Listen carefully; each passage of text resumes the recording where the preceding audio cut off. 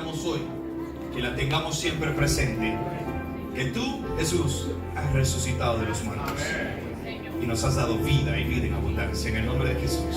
Amén. Tenga la bondad de tomar su asiento, por favor.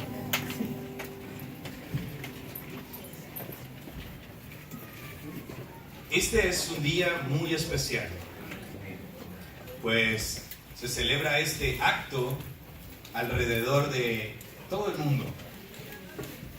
Muchas personas están congregadas celebrando, haciendo un servicio así como lo hacemos nosotros, pero hay una razón, pues esta celebración implica una decisión total, un amor inmensurable que no se puede medir y un poder inigualable. Este día proclamamos la resurrección de nuestro Señor Jesucristo. Nosotros todos sabemos que Él está vivo, amén. Cuando una persona hace un software, como los que tenemos en nuestros celulares o en las computadoras, el creador pone sus reglas. Para usted descargarlo, le dice que usted tiene que leer cuáles son las condiciones por las cuales usted podrá usar ese software. Y usted decide hacerlo o no. Pero las condiciones las pone el que lo hizo. Como por ejemplo, yo tengo mi teléfono y de vez en cuando hacen un update, una actualización para el celular. Y ahí está la actualización y yo trato de ignorarlo, trato de obviarlo, porque no mucho como que me gusta estar ahí esperando como una hora o no sé cuánto. Así que decido esperar, pero o le doy posponer para que después me recuerde y así paso por un buen tiempo. Pero llega un día que de la nada el teléfono se apagó y él solo se hizo el update. ¿Cómo se llama? La actualización. Él solo se hace la actualización. Me guste o no, eso pasa, porque las reglas las hizo, las reglas las puso el que creó ese aparato. El que está a cargo de él dice, bueno, tal fecha, y no es para un mal, sino que la actualización o las reglas son para el bien. Quiero decirles que Dios también decidió crearnos a todos los que estamos aquí. Amén. Dios es el creador. Amén. Amén. Hay muchas personas que no creen en Dios. Dicen que Dios no existe, que no es real, y ellos tratan de comprobar a Dios. Pero Dios no tiene que comprobarle nada a nadie. Él es Dios. Amén. Le crean o no le crean, Él es Dios. Amén. Le oigan o no le oigan, Él es Dios. Amén. Obedezcan o no, Él sigue siendo Dios. Amén. Nada cambiará su posición. Entonces, cuando nosotros vemos que Dios nos hace y nos hace por amor, Él decidió hacernos a su imagen y a su semejanza. Pero Él también puso las reglas. Porque Él nos hizo, Él puso reglas. Y las reglas no eran para mal. Las reglas siempre son para bien. A la primera pareja usted sabe que Dios le dijo, no tienes que, de todos los árboles puedes comer a excepción del árbol de la ciencia del bien y del mal. Ese no. Pero el hombre que hizo desobedecer las reglas del que lo hizo a él. Entonces, el hombre creyó que él, hasta cierto punto, podía ser mejor que Dios. Porque esa es la oferta que le hace Satanás. Serás como Dios. Él creía, él quería alcanzar ese nivel. Pero era imposible que el hombre mantuviese esa firmeza delante de los mandamientos de su Hacedor. Y vemos que más adelante Dios mismo hace como un update, ya se me olvidó otra vez, una actualización, y Él dice cuáles son las reglas, y vemos en Éxodo capítulo 20 lo que Dios dice, lo que Dios estipula. No tendrás dioses ajenos delante de mí, no te harás imagen, ninguna semejanza de lo que esté arriba en el cielo, ni abajo en la tierra, ni en las aguas, ni debajo de la tierra. No te inclinarás a ellas, ni tampoco las honrarás. También Él dijo, no tomarás el nombre de Jehová tu Dios en vano. Acuérdate del día de reposo para santificarlo. honra a tu padre y a tu madre, no matarás, no cometerás adulterio, no hurtarás, no hablarás contra tu prójimo falso testimonio, no codiciarás. Pero tampoco el hombre pudo cumplir tales requerimientos estipulados por Dios. El hombre no podía hacerlo de sí mismo, pues no hay alguna manera que el hombre lo haga, ni por sus propios méritos lo podía hacer, ni por su propia justicia se podía justificar delante de Dios, ni podía reconciliarse por el hecho de que el hombre lo deseaba o porque el hombre quería buscar a Dios, porque eso era imposible. La palabra del Señor nos dice en Romanos 3, del 10 al 12, como está escrito, no hay justo, ni aún uno. No hay quien entienda, no hay quien busque a Dios. Todos se desviaron a una y se hicieron inútiles. No hay quien haga lo bueno. No hay ni siquiera uno. Nadie podía cumplir los requerimientos de Dios. Pero Él puso las reglas, por lo tanto, esas reglas se deberían de seguir, pero el hombre no podía por su suficiencia. No podía buscar a Dios siquiera, porque era imposible para él hacerlo. Por lo tanto, estábamos destinados a una condenación eterna. La palabra del Señor dice en Romanos 3:23, por cuanto todos pecaron y están destituidos de la gloria de Dios. Ahora, la situación es que no podemos complacer al Creador. En su totalidad no podemos llenar las expectativas de Él, porque Él es el que ha decidido cuáles sean esas expectativas. Y a causa del pecado, el hombre estaba destituido de la gloria de Dios. Hago una pregunta acá. Los que tenemos raciocinio, ¿quién de nosotros no ha cometido pecado? Aún aquellos hombres que eran muy rigurosos de la ley, cuando llegaron enfrente de una mujer y estaban a punto de apedrearla, ¿se acuerda cuando Jesús les dice algo? Y cuando Él les dice que el que esté sin pecado, que tire la primera piedra, nadie lo hizo. Porque todos, a pesar de que eran hombres que decían guardar la ley, en algún punto de la ley fallaban. Y acuérdense que alguien puede decir, no, yo soy bueno, yo no le hago mal a nadie. Pero si en un punto de la ley hemos fallado, hemos abrogado toda la ley. O sea, el hecho de que digamos, yo creo que estoy bien, pero Jesús dijo, si alguno ha visto una mujer para codiciarla y adulteró con ella en su corazón. O de viceversa también, a mujeres, si alguno ha visto un hombre para codiciarlo, ya adulteró también en el corazón. Entonces, los reglamentos, las expectativas eran muy complicadas de llenar. No había manera por el cual el hombre se pudiera congraciar con Dios. Imposible. Pero Dios quería reconciliar al hombre consigo mismo. Porque el hombre se había alejado, se había apartado y no tenía esa relación. Ya el Señor estaba hastiado de los sacrificios de los animales. Porque también en el parámetro que Él puso, que para que hubiese perdón de pecados, tenía que haber derramamiento de sangre. ¿Por qué? Porque Él así lo quiso. Porque Él es Dios, porque Él nos hizo y porque Él decidió poner las reglas.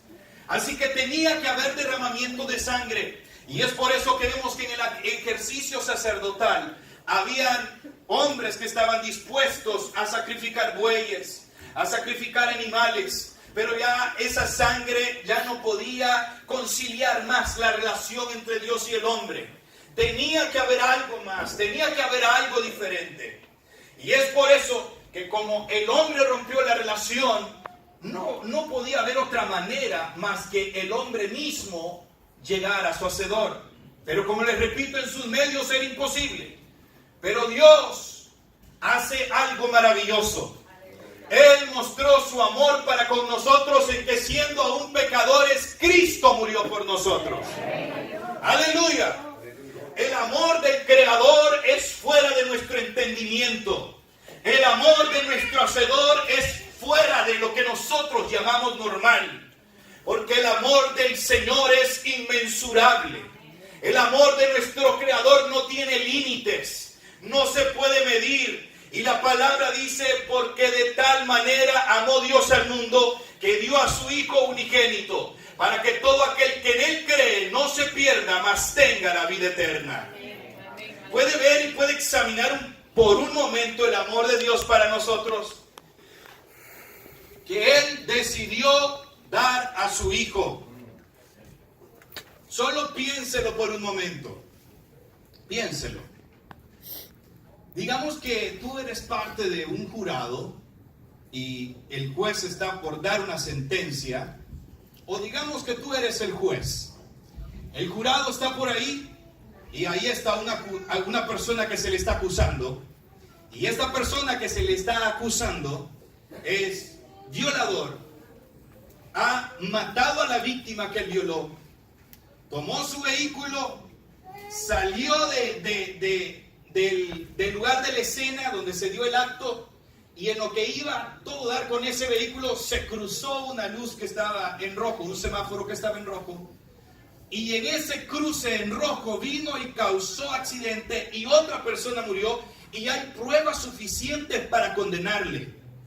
Hay cámaras de vigilancia que vieron todo lo que él hizo, desde el momento que sale de la casa hasta el momento que acomete, que tiene el otro accidente.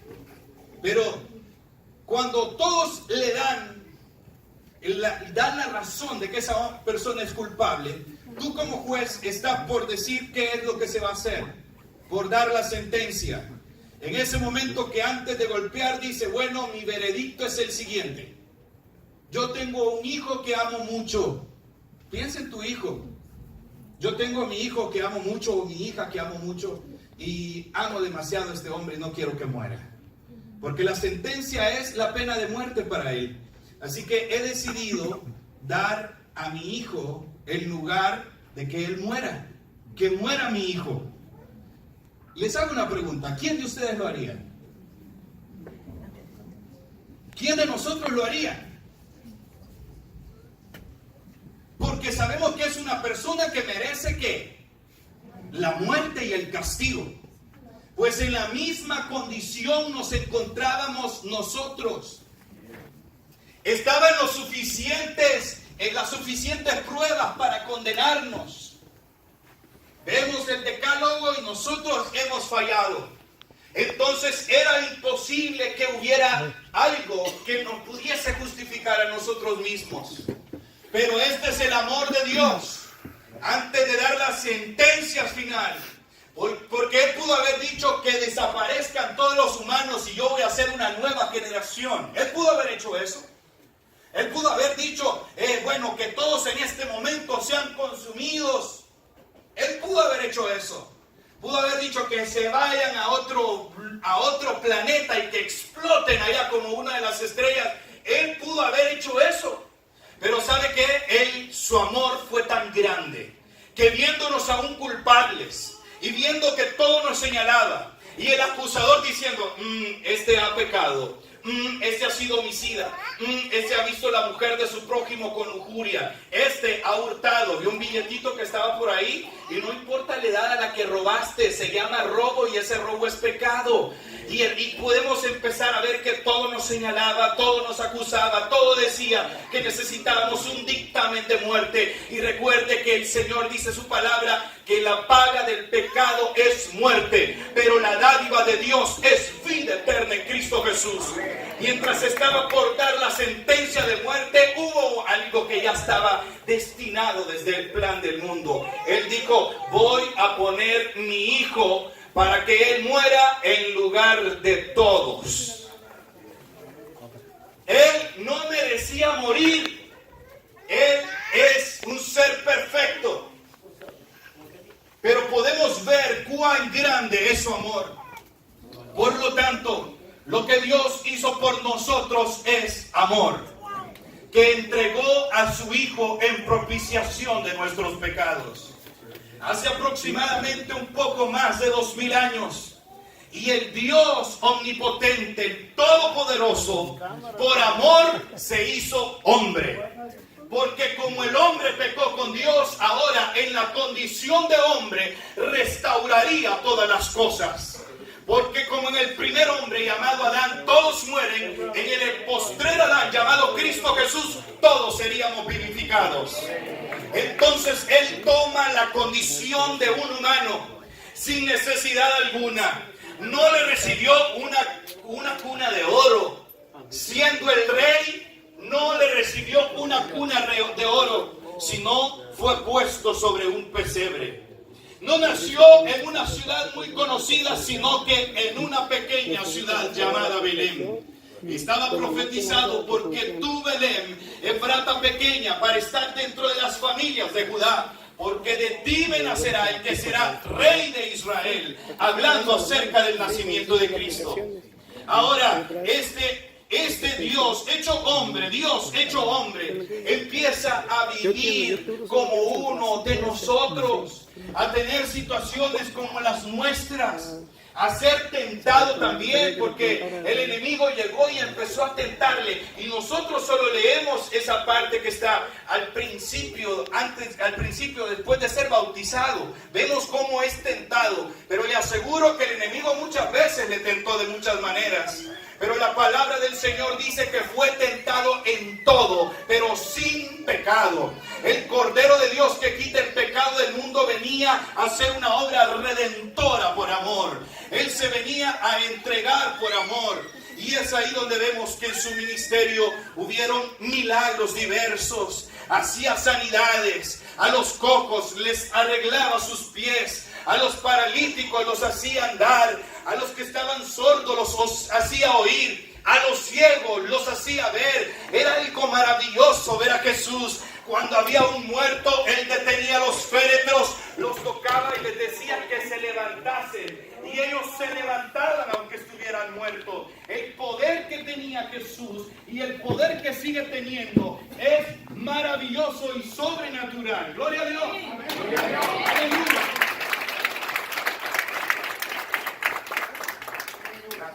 Él recorrió diversas ciudades, hizo muchas maravillas, se escogió a muchos hombres para que le ayudasen en su ministerio y los empezó a discipular. La palabra del Señor nos enseña cómo Él era, cómo les servía a ellos mismos, les lavaba los pies. Pero llegó un momento que tal vez no se lo esperaban sus discípulos. Él les decía que tenía que morir porque era la misión que traía y no la iba a abortar. Muchos trataban de persuadirle y le decían: Señor, que tal cosa no te acontezca. Y el Señor sabía que no era ni siquiera ellos, sino que decía: apártate de mí, Satanás, porque me eres estorbo. Querían persuadirle a que no se muriera, a que no diera su vida. Y ¿sabe qué es lo maravilloso? No es que Jesús dijo, es que no es tanto que me van a quitar la vida, sino que yo la pongo. Pero yo también la puedo volver a tomar. Porque Él es Dios. Porque para Él no hay nada imposible. Aleluya, gloria a Dios. Su ministerio fue aproximadamente unos 3 años. Pero cuando llegó el momento donde Él decide, donde todo se acoplaba para que Él muriera, Él fue a Getsemaní y empezó a orar al Padre. Y Él no quería que aconteciera humanamente, porque era difícil de pensar que Él pagaría con la peor muerte de todas, que era ser crucificado. La crucifixión no era algo grato ni bien visto, sino que las peores personas eran las que eran crucificadas. Los malhechores más grandes tendrían que ser crucificados. Y ahora Él estaba a punto de pasar ese momento. La palabra nos enseña que a Jesucristo lo agarran. Usted ya sabe qué es lo que acontece. Se lo llevan, le empiezan a acusar, pero nadie encuentra culpa alguna, sino que lo dan por un hombre inocente. Porque en realidad no tenía pecado. Él había descendido de lo alto. Y ahora Él, estando en esa condición donde nadie le acusa, bueno, aunque le acusaban, pero eran falsos testimonios, pero Él callaba y como cordero mudo fue llevado al matadero. No abrió su boca. Le acusaban, decían de que Él decía blasfemias. Pero nosotros sabemos que él se mantuvo callado y él tenía que pasar ese momento. Bien pudo no hacerlo, pero lo hizo por amor. Porque nos ama con amor eterno. No había manera de que Dios fuese complacido de otra manera, sino por medio del sacrificio de su amado Hijo Jesús. Lo agarran, usted sabe la historia. Le hacen hoyos en sus manos y en sus pies y lo clavan. Y estando ahí en ese madero, aún todavía muchos blasfemaban en su contra. Vamos, si eres el Hijo de Dios, ¿por qué no te salvas a ti mismo y nos salvas a nosotros? Y él solamente callaba. Él podía bajarse de la cruz, pero no lo hacía. ¿Usted cree que era fácil recibir los azotes que desgarraban su piel? Que se veían sus huesos, se podían contar sus huesos, los podían ver. Pero él, más sin embargo, sufría por amor a todos nosotros. Dios es bueno. Es imposible poder pagar semejante amor. Es imposible, hermanos, pero por eso se llama gracia. Por eso se llama regalo. Es un regalo que no lo merecemos. Aleluya. Vemos ahora que Él está en esa posición de agonía. Y entonces las personas creían de que hacían un bien en crucificarle. Las personas que le acusaban decían: exterminaremos esta enseñanza de este hombre. Esto se va a acabar aquí. Esto se cortará aquí. Y el enemigo, a pesar de que el diablo no sabía en realidad quién era Jesús, porque si no, cuando él le tentó y le decía, ¿eres tú? Cuando le dice, si tú eres el Hijo de Dios, era porque él quizás no sabía, no estaba seguro quién era. Menos de un hombre que nacería en un lugar tan humilde. Haz que estas piedras se conviertan en pan. No solo de pan vivirá el hombre, decía él. Pero en el momento que está viendo quizás Satanás ese escenario, donde el Hijo de Dios estaba pendido de un madero, donde había mujeres llorando, niños jóvenes llorando, probablemente porque habían visto sus maravillas y sus milagros y eran muestra del amor de Él. Hermanos, en ese momento que estaba en esa cruz, Él solo callaba y Él solo se mantenía firme, sabiendo que todo lo que hacía era por amor a una humanidad y que no había otra manera más que dando su propia vida en sacrificio por los hombres. En ese momento, cuando Él ya sentía la agonía, cuando Él ya no podía más porque humanamente se desgastó, humanamente fue complicado mantenerse ahí, la respiración no era la misma. Tenía que hacer grandes esfuerzos para poder respirar. La deshidratación era tal que tuvo sed. Y él dijo, tengo sed. Le dieron algo que él no quiso aceptarlo, que era como una mezcla para que pudiera apaciguar su dolor. Pero él decidió hacer un sacrificio perfecto por amor. Eso se llama amor.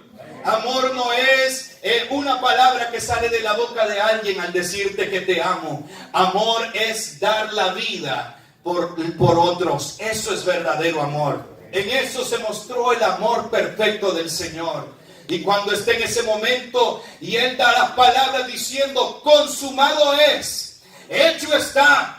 Cuando Él dice esas palabras y dijo, Padre, en tus manos encomiendo mi espíritu. En ese momento se hacía una compra total de toda la humanidad.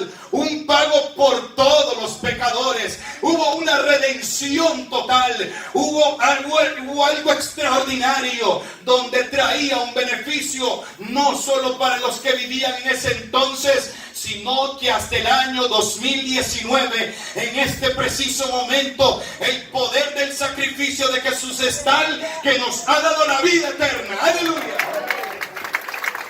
¡Gloria a Dios! Él expira y dice, consumado es, hecho está. Y dijo, Padre, en tus manos encomiendo mi espíritu. En ese momento le bajan de la cruz y lo ponen en un sepulcro. Imagínese la celebración del enemigo al ver ese acto, donde aquel que proclamaban que era el Hijo de Dios ahora estaba muerto. La gente se regocijaba y decía, aquí se acabó toda esta nueva religión que se está formando. Pero no sabían, porque él había dicho que al tercer día resucitaría. El primer día, y los discípulos empezaban a esconderse porque tenían miedo. Había un pánico. Si así hicieron con nuestro maestro, ¿qué van a hacer con nosotros? No querían salir. Estaban escondidos. Pero había mujeres valientes que iban a la tumba de Jesús. Y ellos conocían el lugar y ya sabían que había una roca por ahí, que estaba cubriendo ese sepulcro. Pero cuando llegó el primer día de la semana, porque pasó el primer día en la tumba y no pasó nada. Segundo día y no ocurrió nada. Pero el domingo por la mañana, la palabra del Señor nos dice que mientras estaban los custodios, porque tenían miedo que ese cuerpo fuese raptado, porque él había dicho que resucitaría, entonces dijeron, no, a este lo que puede hacer es que se lo roben. Hay que poner guarnición, hay que poner unos cuantos ahí que vigilen esa tumba. Imagínense el miedo de querer estar controlando, vigilando a alguien que estaba muerto. ¿Qué significaba tanto? ¿Por qué lo querían guardar tanto? Y no era solamente porque tenían miedo que lo podían sacar, porque ellos sabían que estaba por hecho que estaba muerto. Pero ellos decían, si lo sacan van a andar proclamando y diciendo que está vivo. Esto no queremos que se riegue y tenemos que dar a conocer que estos son unos mentirosos y charlatanes. Pero ellos no supieron que esa palabra se cumpliría el primer día de la semana. La palabra del Señor relata que en ese momento la tierra empezó a temblar y un ángel removió la piedra y en ese momento salió Jesucristo de esa tumba. Y la tumba la tuvieron que abrir para que quedara de testimonio de que Él está vivo y Él vive por los siglos de los siglos. Amén, aleluya. Aleluya. La muerte no lo pudo detener. El Hades no lo pudo detener. El diablo no lo pudo detener. Porque Jesucristo es Dios. Y sobre Él habita toda la plenitud de la deidad. Y Él tiene poder en el cielo, en la tierra y debajo de la tierra. Y toda lengua tiene que confesar que Jesucristo es el Señor. Aleluya. Aleluya. Gloria a Dios. Hermanos, la resurrección de Cristo es lo que le da valor a nuestra vida cristiana. La resurrección de Cristo valida nuestra fe. La resurrección de Cristo es lo que nos hace aptos para entrar a su presencia. Porque si Cristo no hubiese resucitado, en 1 Corintios dice, vana sería nuestra fe. Vana sería nuestra predicación. Sería en vano que les esté hablando en este día si Cristo no hubiera resucitado de los muertos. Sería en vano todo lo que hiciéramos. Pero ¿saben algo? Jesucristo ha resucitado. ¡Aleluya! Primicia de los que durmieron es hecho. Jesucristo vive. Y esto es lo que hace algo diferente. Cuando la gente te dice, pues, ¿cuál es la diferencia de mi religión y de tu religión? Dile, ¿dónde está tu maestro? Pregúntele dónde está. Le pregunta a los mahometanos y le va a decir, bueno, está por allá en algún lugar. Le pregunta a los budistas, han de tener un buen sepulcro con huesos, porque algo grueso, ¿verdad? Pero ahí está. Pero cuando hablamos de Cristo, es que los paleontólogos dicen, no hay evidencias, no hay huesos. Los que examinan los crímenes no pueden llegar hasta ese lugar, porque dice, pero ¿y qué vamos a examinar si no hay nada? Es imposible. Pero es que ¿sabe por qué? Porque Él se levantó de los muertos. ¿Sabe por qué? Porque Él está vivo. Él está vivo. Cristo vive. Cristo vive y eso valida nuestra fe cristiana. ¡Aleluya! ¡Oh, gloria a Dios! Lo que le da valor a nuestra vida cristiana es la resurrección de Cristo. Gracias a que Jesús se levantó de los muertos es que podemos cantar victoria. Porque Él pudo haber muerto por nuestros pecados. Pero si no se levanta de los muertos sería como otro humano más. Él pudo haber muerto y desgastado su cuerpo, pero si no se levanta de la tumba, no hubiesen habido seguidores que predicaran de él. Pero la diferencia de la iglesia primitiva, de aquellos hombres que estuvieron con Jesús, es que decían, es que al que seguimos no es otro humano más, porque nosotros le vimos colgado en el madero, una lanza fue traspasada a su costado, las manos horadadas y también sus pies. Pero ¿saben qué? Un día estábamos a puerta cerrada y apareció en medio de nosotros y dijo, la paz sea a vosotros. ¡Aleluya! Nosotros le vimos, Él está vivo, y era lo que predicaban en las plazas, era lo que decían, el Mesías que esperaban ya vino, y le crucificaron y le sepultaron, pero al tercer día se levantó y predicamos a este vivo. ¡Gloria a Dios! ¡Aleluya! Muchas personas han tratado de decir de que esto no es cierto. Han tratado de decir de que esto no tiene valor, que es imposible que sea levantado. Pero no encuentran pruebas diciendo de que el Señor está sepultado. No encuentran pruebas, porque Él está vivo. Aleluya. ¿Y sabe qué? La propagación del Evangelio se fue impulsada por la resurrección de Cristo. Gracias a eso es que se motivaban a predicar.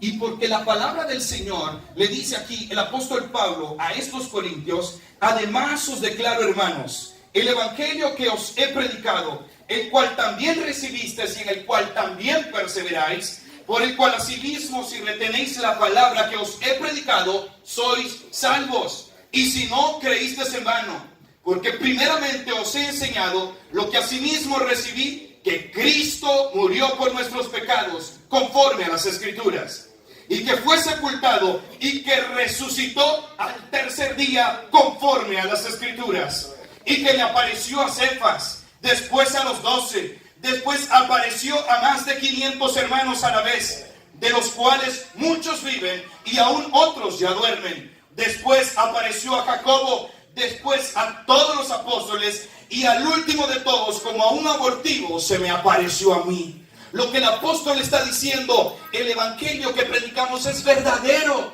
El Cristo que predicamos que se levantó no es un cuento ni es un mito, es una realidad. Porque no solamente a mí se me reveló, sino que lo vio Pedro, lo vieron 500 más, lo vieron los 12. Y ¿saben qué? Ustedes pueden ir y preguntarles a ver si era cierto. Si el evangelio de la iglesia primitiva hubiese sido mentira, o si Cristo no se hubiera levantado de los muertos, ellos se encargarían de decir, es mentira lo que están diciendo. Porque nosotros estamos ahí y jamás lo vimos. Pero habían testigos oculares diciendo, ha resucitado. Y le preguntaban a otro, ¿es cierto que Jesús ha resucitado? Y yo lo vi. Y a otro le decía, ¿es cierto que esto ha pasado? Oh, comió con nosotros. Le dimos un panal con miel, le dimos pan. Él estuvo con nosotros. Ha resucitado. Y le preguntaban a aquel hombre que poco creía y se llamaba Tomás. Y le dijeron, Tomás, ¿es cierto eso? Sí, yo no creía. Yo decía de que esto no iba a pasar. Pero de repente Él me mostró sus manos y me dijo, ven Tomás, mira que yo soy. Mete tu mano en el costado. Oh, yo lo vi, estuve cerca. Y no me quedó más que decir, ay, Señor mío y Dios mío, le reconocí que Él es Dios. ¡Aleluya! Cristo ha resucitado y Él está vivo. Cuando demos un gloria a Dios. Hermanos, nadie hubiese muerto por una mentira. Piénselo. ¿Quién de nosotros va a morir por una mentira? Ellos estaban dispuestos a dar la vida porque le decían, cállese, Él no se ha levantado. Y ellos decían, sí se ha levantado. Nosotros lo vimos, estuvo con nosotros, comió con nosotros, Él está vivo. Y decían, no hablen más en su nombre, no importa, lo vamos a encarcelar, encarcélenos. Los metían presos, un ángel les abría las cárceles y sigan predicando.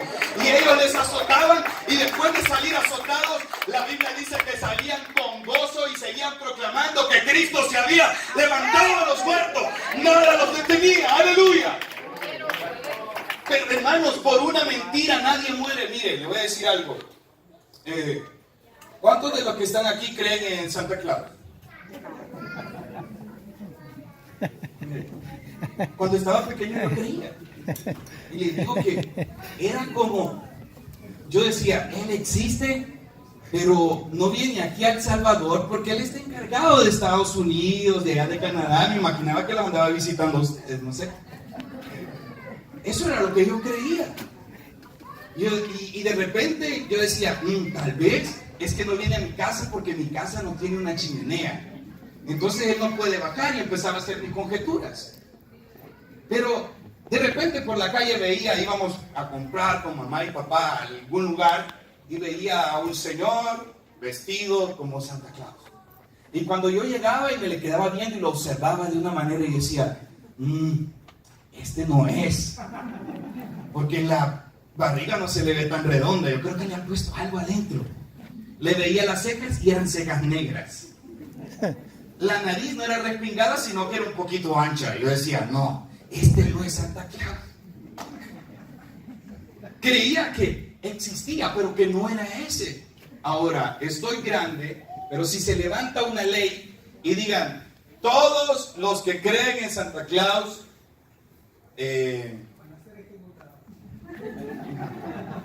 todos los que creen en Santa Claus van a vivir, pero los que no crean en Él se van a tener que morir.